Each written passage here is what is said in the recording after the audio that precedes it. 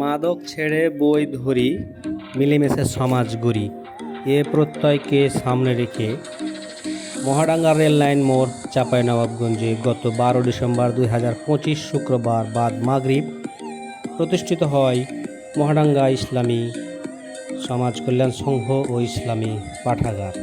এ সময় উপস্থিত ছিলেন স্থানীয় গণ্যমান্য ব্যক্তিবর্গ এবং গ্রামের যুব সমাজ।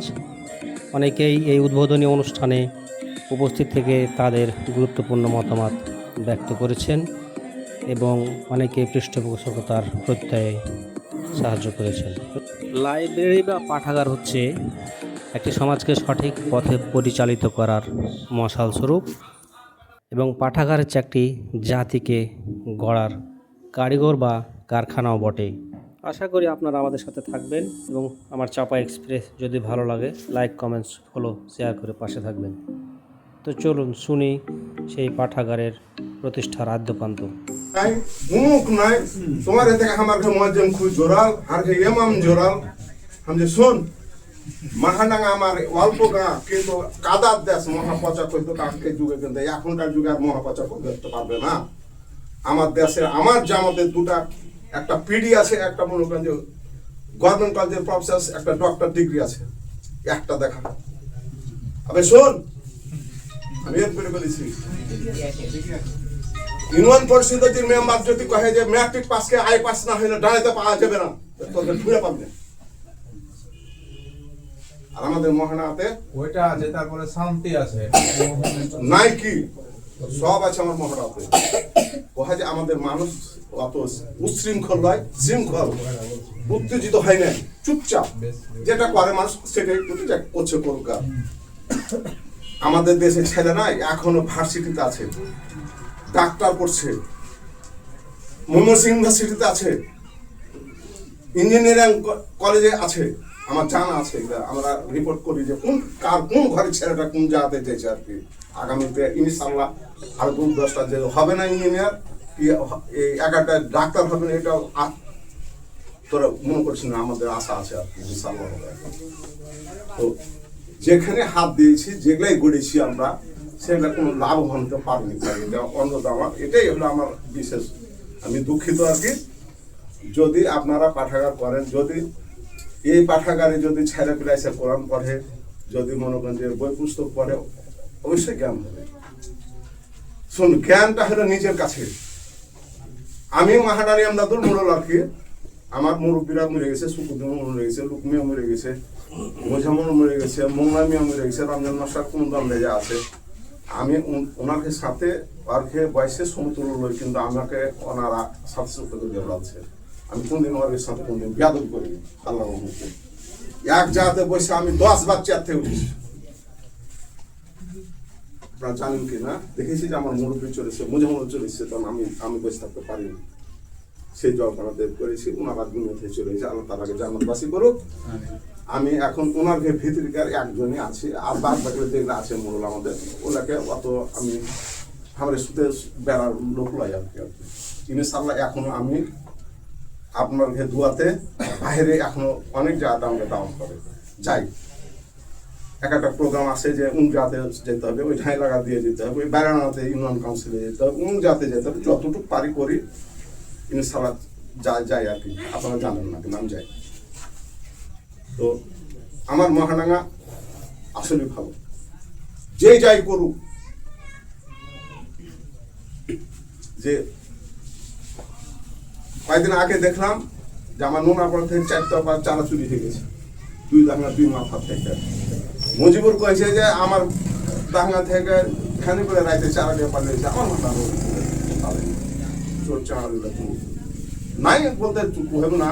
গাঙে বালু ছাড়া হয় না, গাঙে কোনদিন বালু ছাড়া হয় না, কিন্তু নাই বলা যাবে না। কিন্তু তবে কিছুটা আমাদের মহাডাঙ্গা অনেক গুণে অন্য দেশ থেকে অনেক গুণে আমাদের দেশ ভালো আছে। আমাদের দেশে কোনো রাজনীতিক গন্ডগোল করি না। আমরা কে হলি যে হয়রান করলে আমরা তাকেও হয়রান করবো না, এরকম নিয়ম নাই। তো আপনারা গড়েন, এটাতে আমি খুব খুশি হলাম। বই পুস্তক পড়েন, আপনারা জ্ঞান অর্জন করেন। আরে জ্ঞান নিজের কাছে, জ্ঞান যদি যত জ্ঞান পড়বেন, মাওলানা সাহেব বলছে সেদিন যে যদি একটা লোক কোরআন পড়তে পারে না, যদি কোরআন পড়তে পড়তে দুনিয়া থেকে বিদায় হয় তাহলে তাকে জান্নাত দিবেন বলছে আর কি, জান্নাতে হবে আর কি। যে সে শিক্ষার এতে ছিল আর কি, শিখছিল আর কি, তার ইচ্ছা ছিল। তো আপনারা আসেন এখানে, আপনারা লেখাপড়া করেন, নাইট স্কুলেরও লেখাপড়া করে, যারা নিরক্ষর মানুষ তারাকেও নিরক্ষর দূর করা যাবে, সব কিছুর দিক দিয়ে এখানে করা যাবে আর কি, ইচ্ছা করলে আর কি। তো আপনারা করেন, এই জন্য আমি খুব খুশি হলাম। এইখানে আমার সংক্ষিপ্ত বক্তব্য আমি শেষ করছি। আসসালামু আলাইকুম।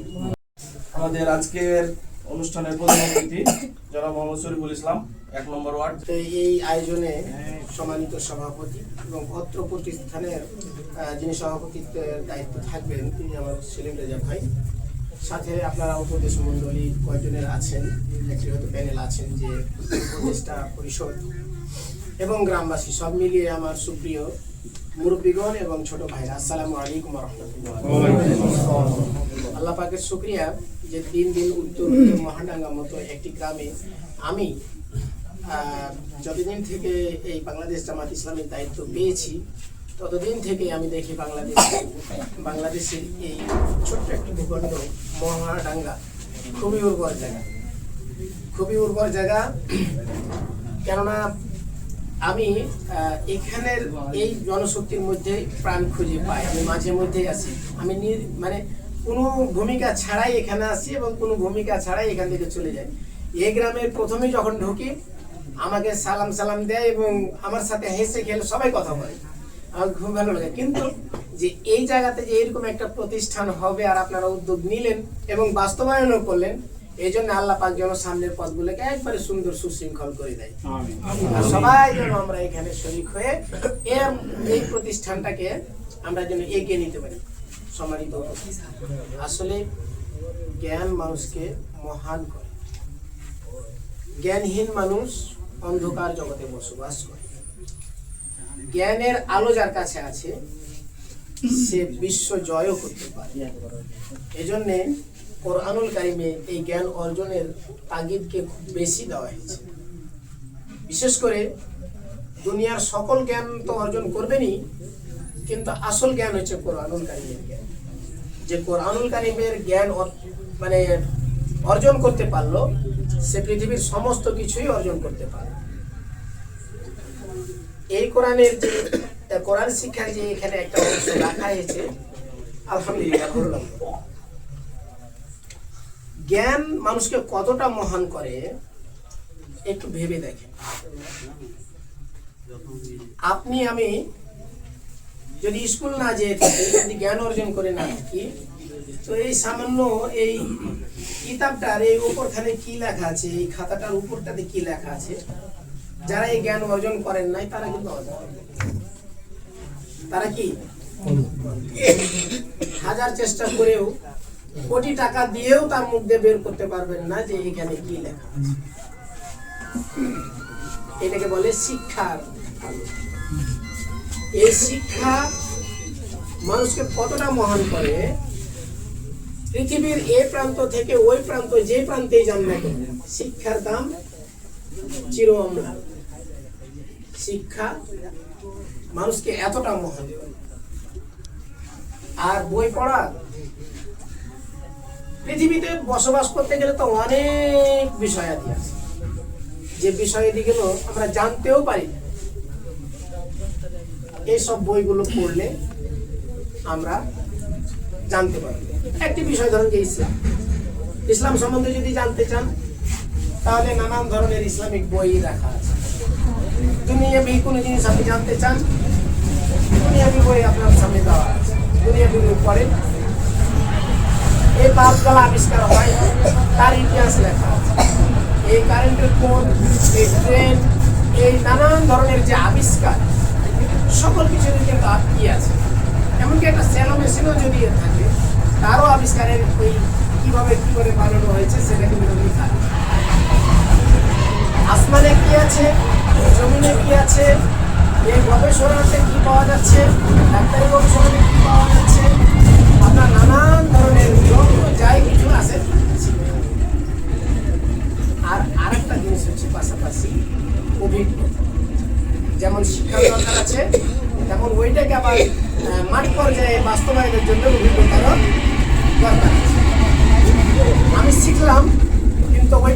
প্রয়োগ নাই, আপনার কোনো দাম নেই।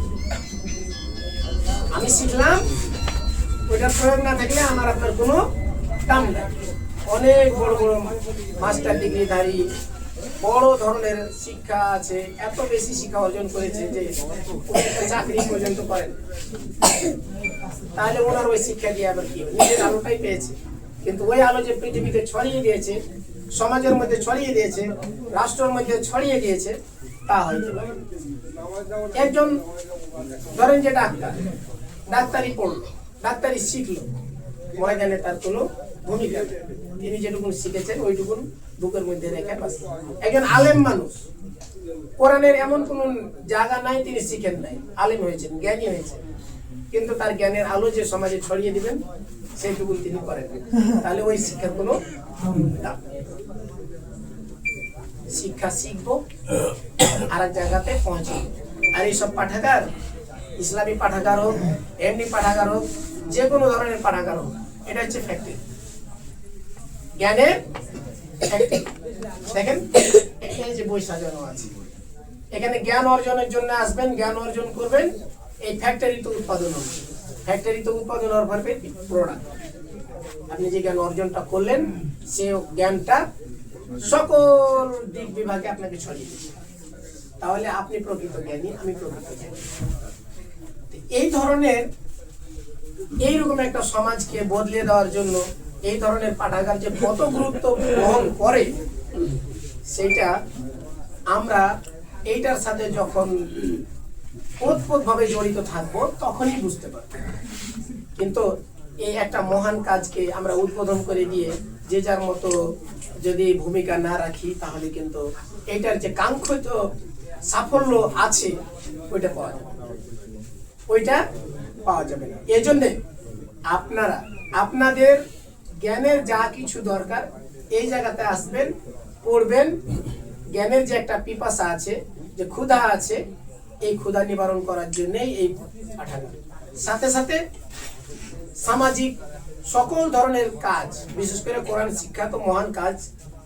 কোরআন যে শিখে এবং শিখায়, আল্লাহ পাক তাকে পৃথিবীর শ্রেষ্ঠ মানুষ হিসেবে ঘোষণা করেছে। রাসূলও একই কথাই বলেছেন, আল্লাহ পাকের সেই বক্তব্যটাকে কোট করে। তো সম্মানিত উপস্থিতি,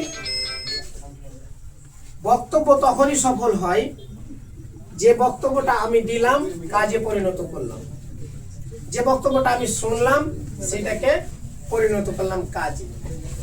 যদি এইরকম বক্তব্য দিন এবং রাত পার করে দিই, বক্তব্যই থেকে যাবে। আপনার আমার যদি এই প্রতিষ্ঠানের ব্যাপারে যদি ভূমিকা না থাকে, তা আসুন আমরা আমাদের সমাজকে, রাষ্ট্রকে, এলাকা, বাড়ি, ব্যক্তি থেকে শুরু করে একবারে রাষ্ট্রের সর্বোচ্চ পর্যায় পর্যন্ত আমরা জ্ঞান অর্জন করি। জ্ঞানই হচ্ছে আলো। এই জ্ঞান যেখানে নাই সেখানে আলো নাই। অন্ধকার যে জায়গাতে আপনি একটা বিদ্যুৎ বাতি জ্বালায় দিবেন, ওইখানে একবারে অন্ধকার পালাতে বাধ্য। তাতে যতটুকুই আলো হোক, এই আলো যতটুকু পর্যন্ত ছাড়াবে তত দূর পর্যন্ত আলোকিত হবে। একটি বাল্বে কিছু জায়গা আলো, আবার আরেকটি বাল্ব লাগান, আরো কিছু জায়গায় আলো, আরেকটা বাল্ব লাগান, আরো কিছু জায়গা আলো। এইভাবে করতে করতে দেখা গেল যে আপনার যত বাল্ব জ্বলবে, যত বিজলি বাতি জ্বলবে, তত আলোকিত হবে। কিছু সংখ্যক লোক এই জায়গার সাথে সম্পর্কিত থাকবেন, এইটা কেন্দ্রে পড়বেন, যাবেন না, সকলকেই এটার সাথে সম্পর্কিত হতে হবে এবং সকলেই জ্ঞান আরোহণ করে আমরা সমাজের মধ্যে জ্ঞানকে ছড়িয়ে দিব। এটাই আমাদের হোক আমাদের সামনের দিনের পথযাত্রা এবং আমাদের সামনের দিনকে উজ্জ্বল করতে ভূমিকা রাখা। এই বলে আমি আমার বক্তব্য শেষ করছি। আসসালামু আলাইকুম ওয়া রাহমাতুল্লাহ। ধন্যবাদ আজকের প্রধান অতিথিকে জন্য। যদি করি রক্তদান, হাসবে রোগী বাঁচবে প্রাণ, এই প্রতিপাদ্যকে সামনে রেখে ইয়াং জেনারেশনকে আমি উদাত্ত আহ্বান জানাই যে তোমরা অবশ্যই ব্লাড ডোনেটের ব্যাপারে অগ্রসী ভূমিকা পালন করবা। তোমরা যদি ব্লাড দাও, তাহলে পারে তোমার একজন বোন, তোমার একজন মা, তোমার একজন ভাই ঘটনায় আহত ব্যক্তি হলো যে বেঁচে যেতে পারে। তো সংকীর্ণতা হলো দূর করতে হবে, মনে সংকীর্ণতা দূর করতে হবে যে কে আমার আত্মীয়, কে আমার আত্মীয় না, কে আমার গ্রামের, কে আমার গ্রামের না। ভাবনা আছে যে ব্লাড দিলে ক্ষতি হয়, হ্যাঁ ব্লাড দিলে ক্ষতি হয়, এটা হলো ভুল ধারণা।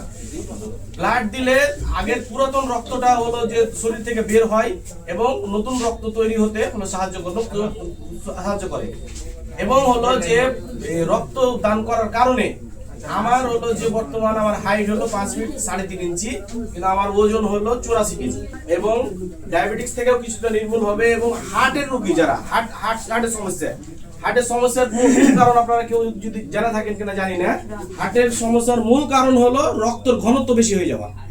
রক্তের ঘনত্ব বেশি হয়ে যাওয়া মানে রক্ত আপনার শরীরে যখন ঘনত্ব বেশি হয়ে যাবে, যেমন ধরেন যে রক্ত তো আমাদের শরীরের হলো যে রগের মাধ্যমে চলে, একটা পাইপের মাধ্যমে যে আপনি পানি যেভাবে করে দিতে পারবেন, চলাচল করতে পারবেন, এটা চিকন পাইপ দেয়, সেই ক্ষেত্রে কি আপনি হলো যে মিষ্টির রস কি যাবে? মিষ্টির রস কিন্তু যাবে না। এই মিষ্টির রসের মতো যখন হলো যে ব্লাড যখন হলো ঘনত্ব যখন বেড়ে যায়, তখন কিন্তু মানুষের হলো হার্ট অ্যাটাক হয়। আর যখন রক্ত যখন নিয়মিত সে দিতে থাকে তখন সে হলো যে রক্তর হলো যে ঘনত্বটা কম থাকে, সেক্ষেত্রে হলো যে হার্ট অ্যাটাকের ঝুঁকি হলো যে কমে যায়। এটা হলো ডাক্তারি কথা। এ পর্যায়ে আমাদের একজন অতিথি এসেছেন, কিন্তু উনি পরে অ্যাডমিট হওয়ার কারণে, এখানে জয়েন করার কারণে হলো যে আমরা তাকে হলো ই করতে পারিনি। তিনি বইয়ের জগতের, সাংস্কৃতিক জগতের একজন হলো যে ব্যক্তি, তার ভাষা হলো নয়াগোলা। তাকে আমি ইনভাইট করেছিলাম, কিন্তু পরবর্তীতে দেরি করে আসার কারণে তাকে করতে পারিনি। তাকে জনাব মোহাম্মদ কামরুল ইসলামকে আমি বক্তৃতা দেওয়ার জন্য অনুরোধ জানাচ্ছি। ধন্যবাদ। আউযুবিল্লাহি মিনাশ শাইতানির রাজিম, বিসমিল্লাহির রহমানির রহিম। সম্মানিত উপস্থিতি, আসলে অনেক কথাবার্তা আসলে আমার আগমনের পূর্বে হয়ে গেছে, এবং আপনাদের মতো একজন বয়োজ্যেষ্ঠ প্রথিতযশা মানুষের মাঝে আমি একজন ক্ষুদ্র। তো ধন্যবাদ যে আমার সম্পর্কে খুব বেশি বিশেষণ আসলে ব্যবহার করে ফেলেছেন। আমি চেষ্টা করছি আসলে ছাত্র, মানে আমি যতই পড়ি, বা শুধু আমার ক্ষেত্রে নয়, যারাই যত পড়বে সে যদি মনে করে যে আমি তবে কিছু জানি না, তবে তার জ্ঞানটা হচ্ছে কাজে লাগবে। মুহতারাম বললেন যে জ্ঞানটা হচ্ছে একটা পিপাসার মতো, মানে কারো বক্তব্য শুনে যদি আমার পিপাসা না মেটে, তাহলে আমি তার বক্তব্য শুনবো না।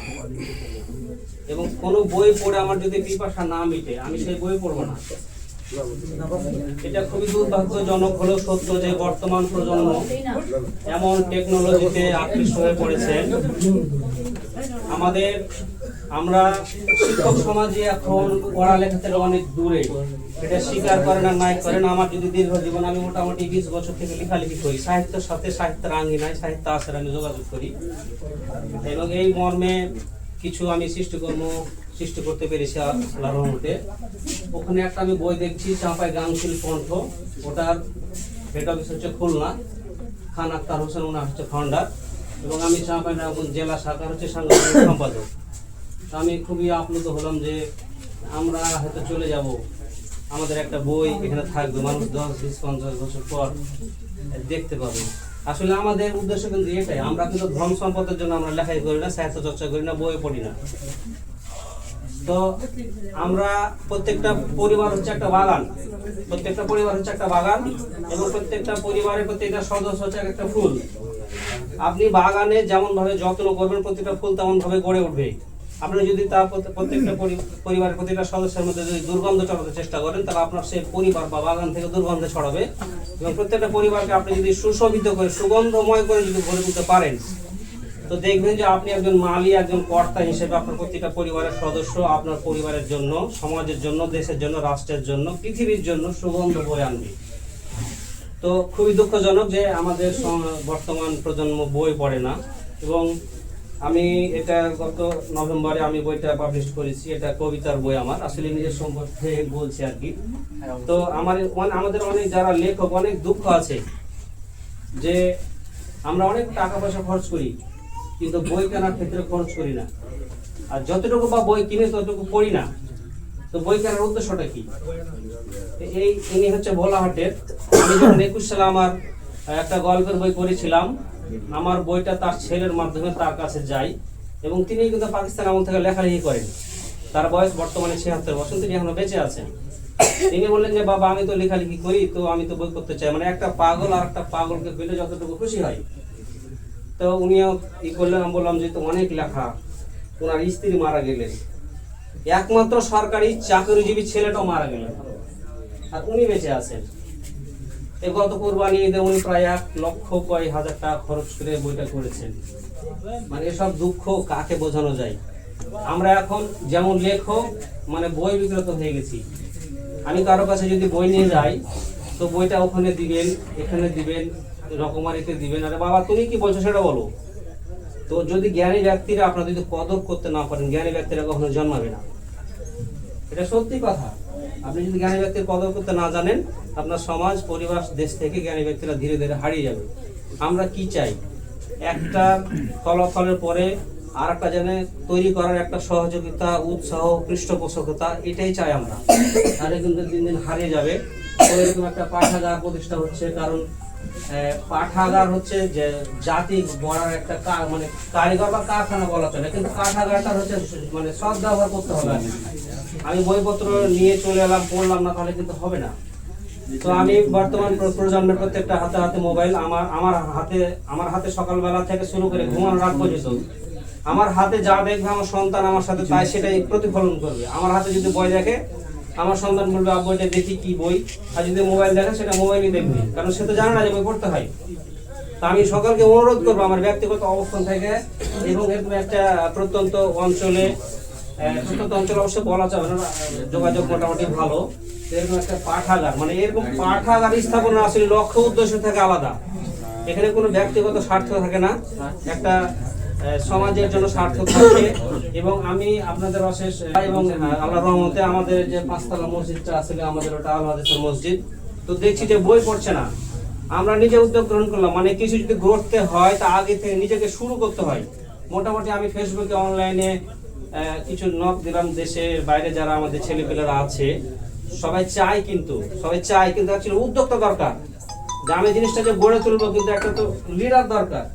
তো ইনারা লিডিং করছেন, এবং সেখানে আমি মোটামুটি 50,000 টাকার মতো বই, আমি চিনি না, কাউকে চিনি না, অনেকেই চিনি না, তারা আমার নামে অনলাইনে বই অর্ডার করে আমার নামে পাঠিয়ে দিয়েছে। তো যেটা ওসিলা লাগে, এবং বই কখনো কারোর সাথে বেইমানি করে না। আপনি ভালো বই পড়বেন, ভালো ফলাফল পাবেন। তো আমি আর বেশি কিছু কথা বলবো না, এবং আমি এখানে আমার একটা নিজস্ব লেখা বই আছে, এবং ওনার যে ভোলাহাটের একটা ওনার বই আমি দিতে যাচ্ছি আর কি। তো কর্তৃপক্ষ গ্রহণ করবে না, সে নিবেন। তো সবাইকে ধন্যবাদ। এবং আমরা যারা সাহিত্য সংস্কৃতি যারা আছি, যারা বইয়ের সাথে থাকি, তাদের সাথে আপনারা পৃষ্ঠপোষকতা করবেন এবং সার্বিক সহযোগিতা করবেন, কারণ এই জিনিসটা 2 দিনের জন্য না। আমরা চলে যাব, আমি এখন বাড়ি ফিরতে পারবো কারণ নিশ্চয়তা নাই, কিন্তু আমার এই জিনিসটা থেকে যাবে। তো সকলকে অশেষ ধন্যবাদ, আপনারা ভালো থাকবেন। আসসালামু আলাইকুম। মনোজাতের মাধ্যমে আজকের এই অনুষ্ঠানটা শেষ হবে। আমাদের সম্মানিত প্রধান অতিথি মোহাম্মদ সৈফুল ইসলাম, 1 নম্বর ওয়ার্ড, 4 নম্বর। اللهم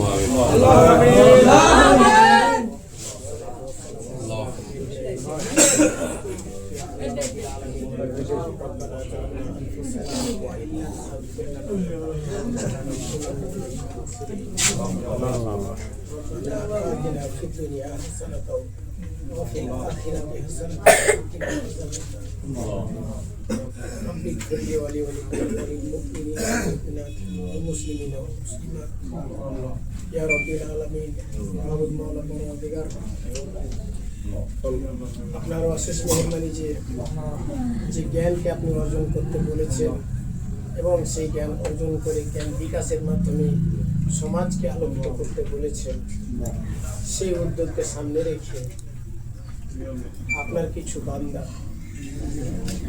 একটি গ্রামের গুরুত্বপূর্ণ ব্যক্তিগণ মহান জ্ঞানকে অর্জন করার লক্ষ্যে এই সমাজ থেকে জ্ঞানহীন দুর্বিসঙ্গে অন্ধকারকে দূর করার জন্য উদ্যোগ নিয়ে এরকম ইসলামী একটা পাঠাগার উদ্বোধনের জন্য করলাম। যুগ থেকে যুগান্তর, শত বৎসর থেকে বৎসর পেরিয়ে কিয়ামত পর্যন্ত যেন স্থায়ী হয়। ইয়া রাব্বিল আলামিন, ইয়া আল্লাহ রাব্বিল আলামিন, এখানে যারা সম্পৃক্ত হলেন আর ভবিষ্যতে যারা আসবে, এবং যতদিন এই সংগঠন টিকবে তোমার রহমতের চাদরে এর বেগবান করে দিও। আল্লাহুম্মা আমিন। আল্লাহ রাব্বুল আলামিন, জ্ঞানহীন মানুষ যে অন্ধকারের মধ্যে পতিত থাকে, এই জ্ঞানকে চ্যালেঞ্জ করার মতো কেউ নেই। আল্লাহ। বিশেষ করে তোমার ইসলামী জ্ঞান তো প্রত্যেকটা মানুষেরই দরকার, বিশেষ করে মুসলিম সমাজে দরকার। আল্লাহুম্মা রাব্বুল আমিন। আলামিন, তথা দুনিয়াতে যত জানা বোঝার জ্ঞান আছে, সকল পর্যায়ের জ্ঞান যেন জ্ঞানান্বিত হয়ে মানুষ তার জীবনকে পরিচালিত করে। আল্লাহুম্মা আমিন। জ্ঞান অর্জনের উদ্দেশ্যই হচ্ছে জীবন, সমাজ, রাষ্ট্রকে পরিচালনা করা।